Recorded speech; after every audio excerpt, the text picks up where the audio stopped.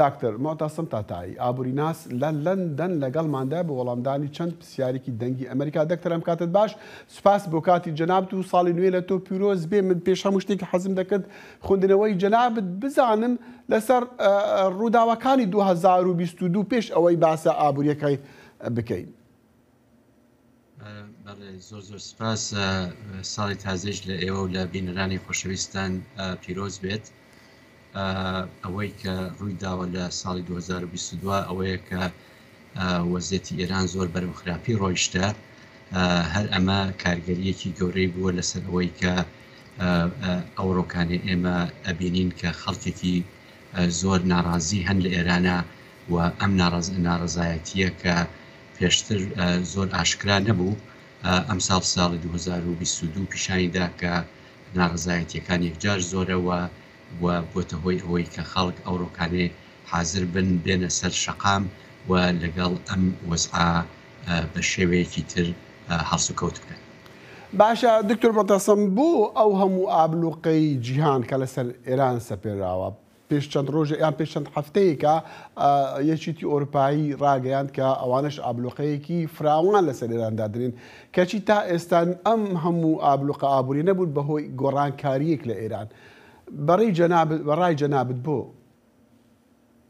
بەڵێ دلیلی ئەوەی کە تاالانەکە ئەساسەن بۆچی ئەم مەجموعە تەحریمانە یا ئەم مەجموعە ئابلۆقانە لەسەر ئێران نەیتوانێت کاریگەریەکی ئۆتۆی هەبێت، دەلایلەکانی ئەتوانم بێژم جۆر بە جۆرن، بەڵام مهمترین دلیلێکە کە ئەگەر لەباری ئابووریۆ هەڵبسەنگێنرێ ئەمەیە کە ئابووری ئێران ئابووریەکە کە تێدا اقتصادی یا ئابووری ژێرزەمینی یا ئابووری غەیرە ڕەسمی یەکجار زۆر بەقوەتە.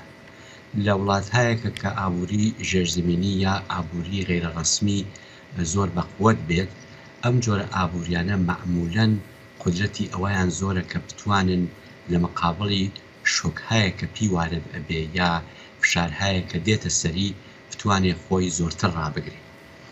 ئەگەر ئابووری ئێران بەم شێوە نەبوایە، ئەگەر ئابووری ئێران ئابووریەکی ئاسایی ببوایە، ئەگەر ئابووری ئێران بەشی زۆری ئابووریەکەی ئابووریەکی ڕەسمی ببوایە، بێگومان ئەم جۆرە داواقع ئابلۆقانە ئەم جۆرە تەحریمانە ئەیتوانی لەسەر جمهوری ئیسلامی تاسیراتێکی یەکجار زۆر سەریعتر دابنێ. منتها ئێمە بینین کە ساڵهایەکە ئەم ئابلۆقانە هەیە، ساڵهای ئەم ئابلۆقانە ئیدامەی پەیدا کردووە، ئێستا هەر ڕۆژ زۆر زۆرتر ئەبێ. وڵاتانی ئوروپایی هەوڵیان داوە کە لەم ماوەی تا چەند مانگی ڕابردووە ئابلۆقانە زۆرتر بکەن، بەڵام ئەمانە ئەلعانەکە ئەتوانێت تاسیراتەکەی خۆی لەسەر ئابووری ئێران لەسەر وەزی ئێران ببێ، بەڵام من پێم وایە ئەمە دلیلی ئەسڵیەکەیەتی.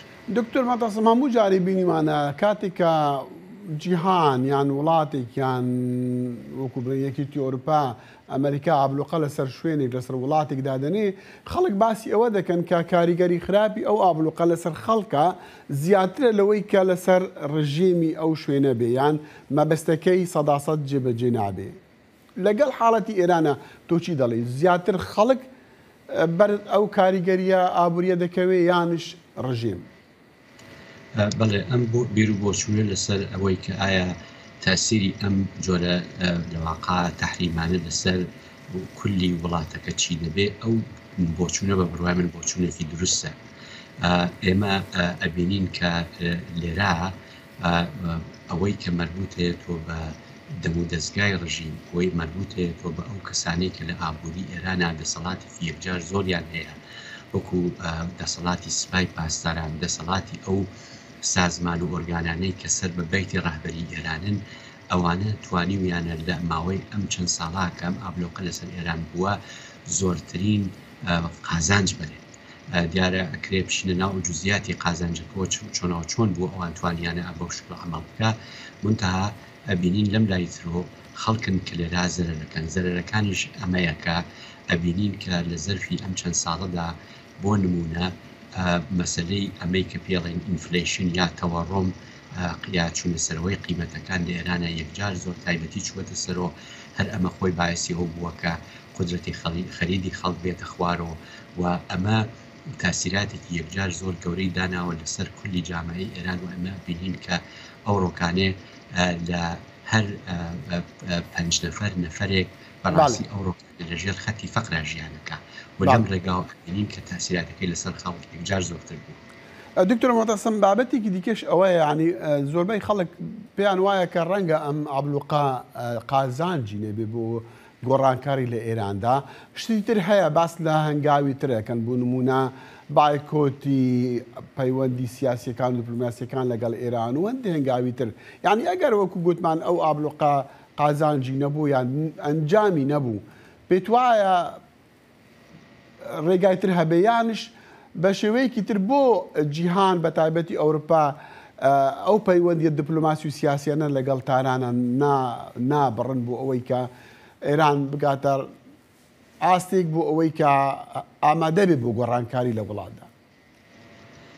دلیلەکەی ئەساسن ئەوەیە کە ئێمە لەگەڵ وەزعیەتێکی یەکجار زۆر تایبەتی بەڕاستی ئەم ساڵانە ڕوبەڕوو بووین. بە نەزەری من هاتنی کۆرۆنا یەکێک لە مشکلاتی ئەسلی ئەم مەسەلەیە، دواترەکەی شەڕی ئۆکراینێکێتر لە مەسەلە مهمانەیە ئەوەیە کە دیارە ئێمە ئەتوانین لە بۆردێکی گەورەتری شاتمشای بکەین. ئەمیش ئەوەیە کە ئەو ڕۆکانێ بۆ وڵاتێکی زلهێزی وەکو ئەمریکا مەسەلەی ئەساسیەکە مەسەلەی چینە. ئەگەر ئادەم زاویەوە تمشای مەسەلەکە بکەین، ئەمیش ئەتوانین بە نەتیجە بگەین کە ئەمان هەوڵەکە ئەوە نەبووە کە بتوانن لە واقع لە شوێنێکی تریشا مشکلەیەکی تایبەتی تر بەوجود بێ، ئەویش مەسەلەی ئێرانە. منتها ئەم پارامترانە ئەم شتانە لە زەرفی چەند مانگی ڕابردووە ئاڵوگۆڕی زۆری بەسەر هاتووە. ئەویش ئەوەیە کە بەم شێوەیە هاتێتە سەر خیابان و داوای ئەوەکەن کە ڕژیمی جمهوری ئیسلامی بگۆڕدرێ.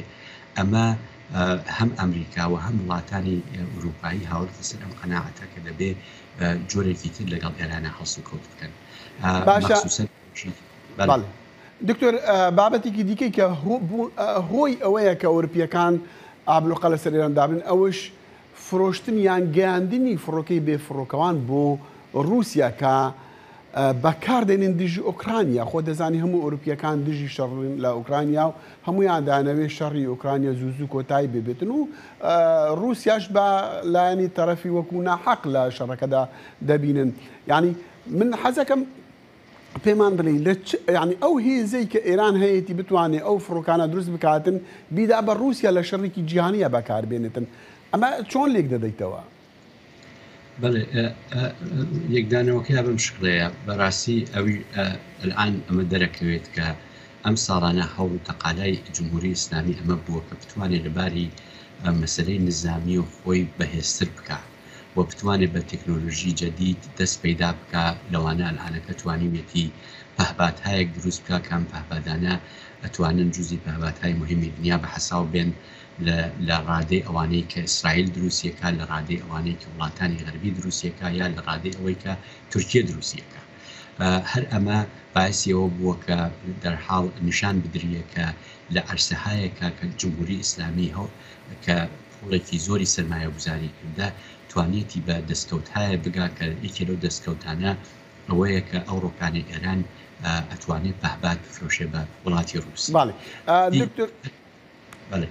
دکتۆر حەز ناکەم باسە سیاسەکان و حەزم دەکرد باسی ئابووری ئێران لەگەڵ تۆ باسکەم.